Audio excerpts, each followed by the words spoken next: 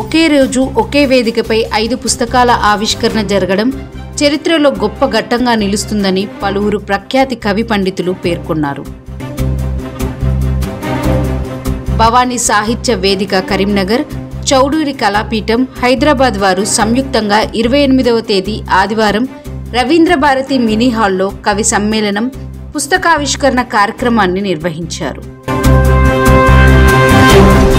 ఈ సందర్భంగా మేరా భారత్ మహాన్, స్ఫూర్తి కిరణాలు, వెలుగుల వేకువ, ఊతకర్ర లాంటి పుస్తకాలను ప్రముఖ కవులు చౌడూరి నరసింహారావు, వైరాగ్యం ప్రభాకర్, కాచంపల్లి గోవర్ధన్ రాజు, సాధనాల వెంకటస్వామి నాయుడు, పసుపులేటి నరేంద్ర కృష్ణ, బ్రహ్మశ్రీ దత్త శర్మ లాంటి ఉద్దండ కవులు ఈ పుస్తక ఆవిష్కరణలో పాల్గొని ప్రసంగించారు. స్నేహ పరిమళము ముందు సరస్వతీదేవిని ప్రార్థించారు.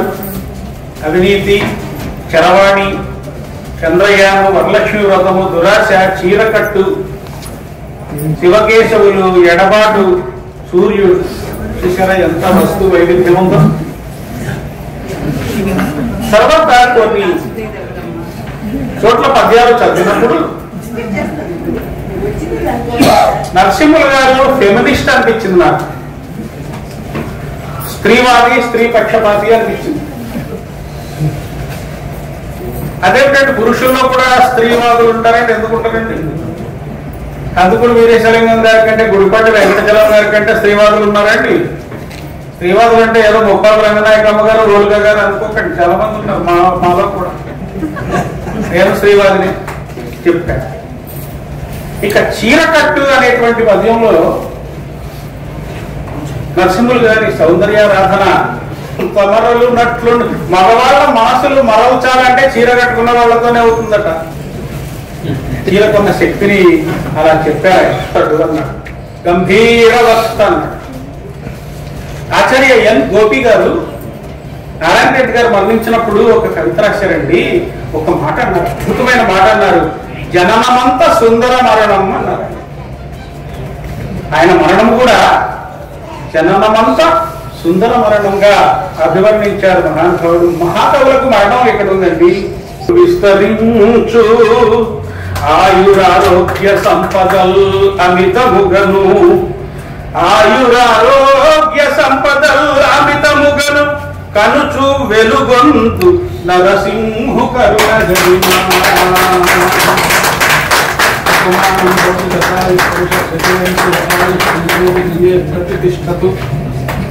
జరుగుతూ ఉంటాయి. అతని కవిత్వంలో కూడా మరి అతని యొక్క భావన మొత్తం కూడా ఇటు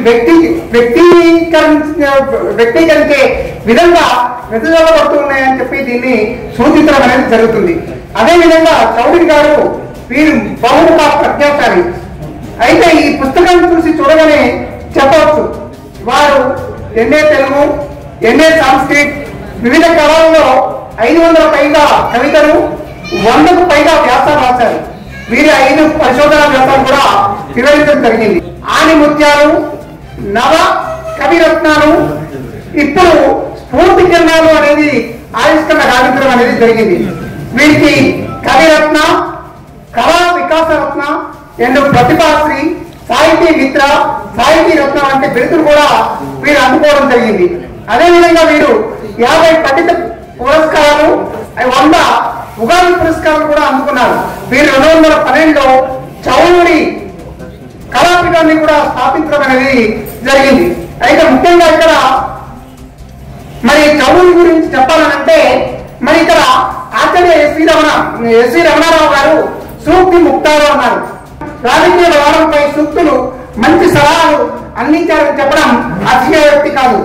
ఈ గణమరాజు గిరిజ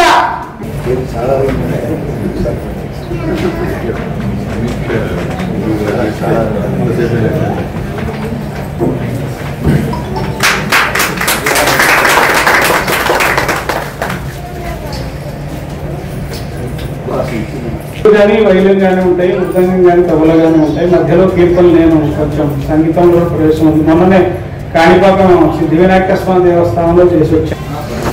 ఈ పుస్తకంలో రచించిన కవులందరికీ ముందే నేను అభినందన తెలుపుతూ ఒక మనవి కూడా చేసుకుంటున్నాను. అందరి కవితలను స్పృశించడం ప్రస్తావిస్తాను. ముఖ్యంగా ఈ పుస్తకం యొక్క ముఖ చిత్రం ఏదైతే ఉందో, అంటే నాకు ఈ కాపీ అందించారు ఒరిజినల్ పుస్తకం. ఎప్పుడు మనము దాన్ని కార్యాచరణలోకి పెట్టాలి అంటే, మన దేశం మీదికి అక్రమంగా అన్యాయంగా ఎవరైనా సరే దండయాత్ర చేస్తే లేదా ఒక చూపు చూస్తే వారిని రెండు చూపు చూడాల్సినటువంటి అవసరం ఉంటుంది. ఆ సమయంలో మనకు శస్త్రాలు ఉపయోగపడతాయి. శక్తితో దేశభక్తి కవితలతో మాలగుచ్చి భరతమాతకు అలంకరించారు. అంటే తోట రకరకాల పూలను మాలగా అల్లి సరస్వతీదేవి మెడలో మనం ఏ విధంగా అయితే అలంకరిస్తామో అదే విధంగా ఇక్కడ 76 మంది కవుల యొక్క కవితల మాలను అల్లి భరతమాత గలసీమలు అలంకరించినటువంటి ప్రభాకర్ గారు నిజంగా సాహిత్యం చేసుకున్న సౌభాగ్యం అంటారు. ఇక మరొక విషయం ఏమిటి అంటే, ఇక కవితలోకి వెళితే సత్కవుల తలాలు సార్థకత నుండు, ఇంతమంది కవులు రూపులొక్కింత రూపింప శిల్పుల కళాకృతి మహోజ్వచు. శిల్పులు భరతమాత యొక్క మందిరాలను, భరతమాత సంస్కృతిని తెలిపేటువంటి శిల్పాలను వాళ్ళు చెక్కడం వల్ల వాళ్ళు అద్భుతమైన శిల్ప కళాకారులుగా రూపొందారు. పాడగా గాయకుల కంఠములు ధన్యత ప్రతిభా పాటవాళ్ళను ప్రదర్శనలు ఉంటే అందం, అక్కడ సరిపోలేదు, మనిషికి విలువలు అన్నాడు. అట్లా ఆ 3 చెట్టు తలపులను, అదుపు తప్పు తలపులను, హేయమైన గుణములను సరిచేసుకున్నవాడు మహిళలో మహనీయుడు. ఆయన మీకు తెలుసో లేదో గణితోపాధ్యాయుడు, కానీ చక్కటి తెలుగు సాహిత్యం చేస్తూ బాలలకు ఎంతో ప్రయత్నంగా రచన చేస్తూ వారు ఈరోజు ఇక్కడున్నారు. అలాగే ఈవేళ గాండ్ల నరసింహులు గారు మన తెలంగాణలో పద్య సాహిత్యం వెల్లువిరుస్తుంది అనడానికి ఇలాంటి కవులు చాలు, ఎంత అద్భుతంగా రాశారు.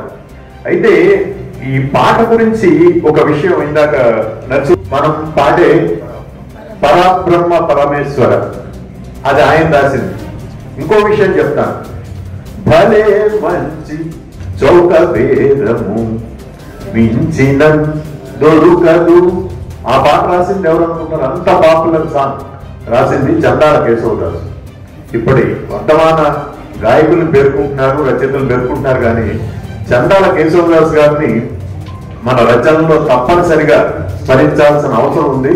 ఇక్కడ చాలా మంది వర్తమాన రచయితలు ఉన్నారు కాబట్టి వారికి నేను ఈ విషయంలో ఒక సూచన చేస్తున్నాను.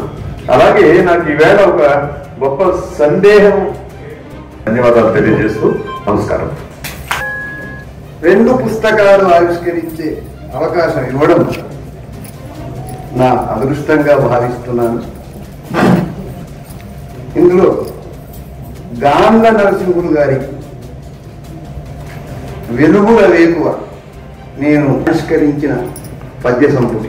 ఆయన కూడా మా ప్రియమిత్రుడు, శ్రీధరాచార్యులకు ప్రియమిత్రుడు. అంటే సరే సాహితీ అభిమానం ఉన్న వాళ్ళు, సాహితీవేత్తలు ఒకరికొకరు ఎలాగో మిత్రులే, తెలిసిన మిత్రులే తెలిసిపోయినాడు.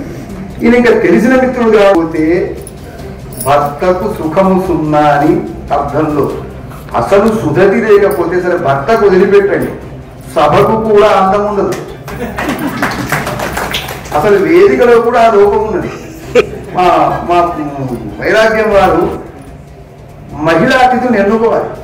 ఎందుకో ఈ విషయంలో కొంచెం ఉదాసీనంగా ఉంటారు, కొంచెం విశాలంగా ఉండండి. చాలా మంది ఉన్నారు మహావక్తలైన మహిళలు. అక్కడ మేము పుస్తకం చీకటి గమ్మి మరణ చెయ్య, భార్యను విడిస్తే బ్రతుకు భారమైనది అన్నాడు. బ్రతుకు భారం మదిని చీకటి గమ్మి మరణ చెయ్య, ఓయసిస్సు కై వెదుక. కొంచెం ప్రాస కోసం పదం అది మన